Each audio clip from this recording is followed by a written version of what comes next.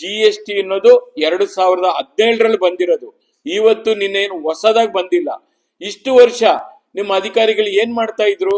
ಯಾಕೆ ಇಷ್ಟ ದಿನ ಸುಮ್ಮನೆ ಇದ್ಬಿಟ್ಟು ಇವತ್ತು ಬಂದ್ಬಿಟ್ಟು UPI ಅಲ್ಲಿ ನೀವು ಆನ್ಲೈನ್ ಅಲ್ಲಿ ಏನೇನು ಟ್ರಾನ್ಸಾಕ್ಷನ್ ಮಾಡಿದ್ದೀರಿ ಅವು ಎಲ್ಲ ಕೂಡ ಈ ಬಿಸ್ನೆಸ್ ಗೆ ಅನ್ವಯಿಸುತ್ತೆ. ಅದಕ್ಕೆ ಬಡ್ಡಿ ಕಟ್ಟಬೇಕು ಮತ್ತೆ ಇದು ಪೆನಾಲ್ಟಿ ಕಟ್ಟಬೇಕು ಅಂತ ಹೇಳಿ ದೊಡ್ಡ ಮಟ್ಟದಲ್ಲಿ ಇವತ್ತು ಲಕ್ಷಾಂತರ ಕೋಟ್ಯಾಂತರ ರೂಪಾಯಿವರೆಗೂ ನೀವು ಇವತ್ತು ನೋಟಿಸ್ ಅನ್ನು ಕೊಡೋದು ಯಾವ ಒಂದು ಪುರುಷಾರ್ಥಕ್ಕೋಸ್ಕರ ಮಾಡ್ತಾ ಇದ್ದೀರಿ? ಗ್ಯಾರಂಟಿ ಹಣಕ್ಕೆ ಸರ್ಕಾರ ಏನು ಖಜಾನ ಖಾಲಿ ಆಗಿದೆಯಾ? ಬೇರೆ ರೂಪದಲ್ಲಿ ಈಗೆಲ್ಲ ತರ ಮಾಡ್ತಾ ಇದ್ದೀರಿ. ಅದೇ ತರ ಮಾಡಿ ಸಣ್ಣ ವ್ಯಾಪಾರ ಪಾಪ ಅವ್ರು ಏನಂತ ಮಾಡ್ತಾರೆ? ಸಣ್ಣ ಸಣ್ಣ ಹೆಣ್ಮಕ್ಳು ಕೂಡ ಹಾಲ್ ಬೂತ್ ಅನ್ನ ನಡೆಸ್ತಾರೆ, ನಂದಿನಿ ಹಾಲ್ನ ಮಾರಾಟ ಮಾಡ್ತಾರೆ, ತರಕಾರಿ ವ್ಯಾಪಾರ ಮಾಡ್ತಾರೆ, ಹಣ್ಣಿನ ವ್ಯಾಪಾರ ಮಾಡ್ತಾರೆ, ಸಣ್ಣ ಸಣ್ಣ ಬೇಕರಿಗಳು ನಡೆಸ್ತಾರೆ. ಅದು ಎಲ್ಲೆಲ್ಲೋ ಇಂದ ಎಲ್ಲೋ ಬಂದು ಏನೇನೋ ಸಣ್ಣ ಸಣ್ಣ ವ್ಯಾಪಾರಗಳು ಮಾಡ್ತಾರೆ. ಅವ್ರಿಗೆಲ್ಲ ಕೂಡ ಹೊಟ್ಟೆ ಮೇಲೆ ಹೊಡೆದಂಗ ಆಗಿಲ್ವಾ? ಅದರಿಂದ ನೀವು ಅಕಸ್ಮಾತ್ರ ನಾವು ಕಾನೂನಿಗೆ ವಿರುದ್ಧ ಅಲ್ಲ, ಕಾನೂನನ್ನ ಎಲ್ರು ಕೂಡ ಪಾಲನೆ ಮಾಡಬೇಕು. ಅದಕ್ಕೆ ನಾನು ಕೂಡ ಒಪ್ತೀನಿ, ಇಲ್ಲ ಅಂತಲ್ಲ. ಆದರೆ ಮೊದಲನೇದಾಗಿ 40 ಲಕ್ಷದಿಂದ 1.5 ಕೋಟಿವರೆಗೂ ಅವರಿಗೆ ಯಾವುದೇ ತರ GST ಅಲ್ಲಿ ಟ್ಯಾಕ್ಸ್ ಕಟ್ಟುವಂತ ಒಂದು ಕಾನೂನು ಇಲ್ಲ.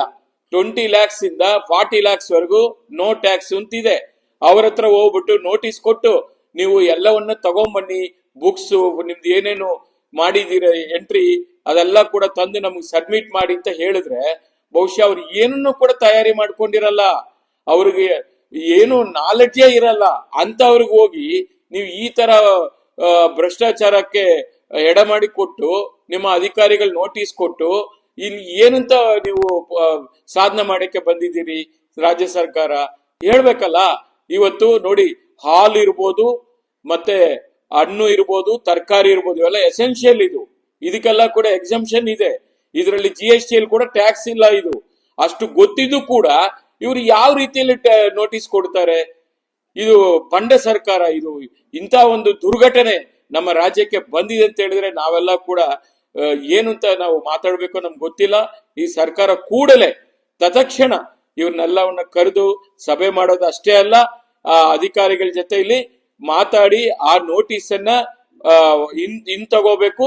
ಜೊತೆಗೆ ಯಾರು ಜಾಸ್ತಿ ಟರ್ನ್ ಓವರ್ ಮಾಡ್ತಾರೆ ಅವ್ರಿಗೆ ಕರೆಸಿ ಅವ್ರಿಗೆ ಒಂದು ಮನವರಿಕೆ ಮಾಡಿ ಅವ್ರಿಗೆ ಯಾವ ತರ ರಿಜಿಸ್ಟ್ರೇಷನ್ ಮಾಡ್ಕೋಬೇಕು, GST ಅಲ್ಲಿ ನೀವು ಯಾವ ತರ ಪಾಲನೆ ಮಾಡಬೇಕು ಅಂತ ಹೇಳಿ ಅವರಿಗೂ ಕೂಡ ಸೆಮಿನಾರ್ ನ ಇಟ್ಟು ಕೆಲವು ವಿಚಾರಗಳನ್ನ ಅವ್ರಿಗೆ ತಿಳುವಳಿಕೆ ಮೂಡಿಸಿ ಮುಂದಿನ ದಿನಗಳಲ್ಲಿ ಅವ್ರಿಗೆ ಈ ಒಂದು ಚಿಕ್ಕ ಅಮೌಂಟ್ ಯಾರು ಟರ್ನ್ ಓವರ್ ಇರ್ತದೆ ಅವರೆಲ್ಲ ಕೂಡ 1% ವ್ಯಾಪ್ತಿಗೆ ಬಂದ್ಬಿಡ್ತಾರೆ. ಬರೀ 1% ಕಟ್ಟಿದ್ರೆ ಸಾಕು.